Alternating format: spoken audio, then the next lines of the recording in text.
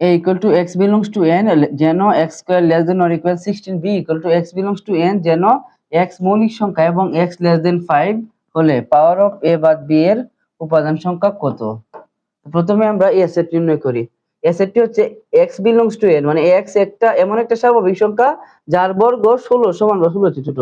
এখন স্বাভাবিক সংখ্যা কোনগুলো? যে 1 থেকে শুরু করে যত সংখ্যা আছে সবগুলো হচ্ছে স্বাভাবিক সংখ্যা। এগুলোর মধ্যে যে সংখ্যাগুলোর বর্গ 16 সমান বা 16 চেয়ে ছোট, এখানে 1 এর বর্গ 16 চেয়ে ছোট, 2 এর বর্গ 16 চেয়ে ছোট, 3 এর বর্গ 16 চেয়ে ছোট, 4 এর বর্গ 16 সমান, তাহলে এই চারটা হবে a set. a equal to কত হবে? 1 2 3 4, কারণ এরপরে যে 5 আছে এর বর্গ 16 হচ্ছে বড়, তা আমরা এগুলো নিতে পারবো না, এরপরে সংখ্যাগুলো নিব না। এখন b সেট হচ্ছে x belongs to n, x এমন একটা স্বাভাবিক সংখ্যা, আবার এটা মৌলিক সংখ্যা। এটা কি সংখ্যা? মৌলিক সংখ্যা, স্বাভাবিক মৌলিক সংখ্যা, যেটা 5 এর চেয়ে ছোট। তো 5 এর চেয়ে ছোট মৌলিক সংখ্যা কোনগুলো? 5 এর চেয়ে ছোট মৌলিক সংখ্যা আছে 2 আর 3 আছে, এছাড়া 5 এর চেয়ে ছোট মৌলিক সংখ্যা, মৌলিক স্বাভাবিক সংখ্যা নাই। তাহলে b ইকুয়াল টু হবে 2 3, b ইকুয়াল টু হবে 2 3। এখন আমরা বের করব a বাদ b। a বাদ b এর মান আছে কত?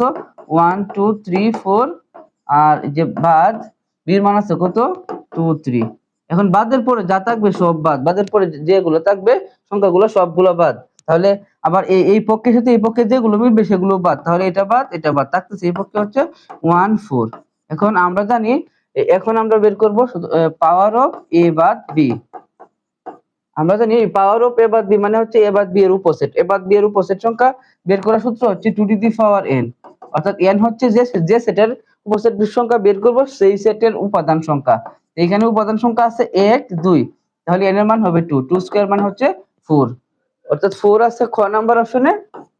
তার মানে খ নাম্বার অপশনটি হচ্ছে সঠিক উত্তর।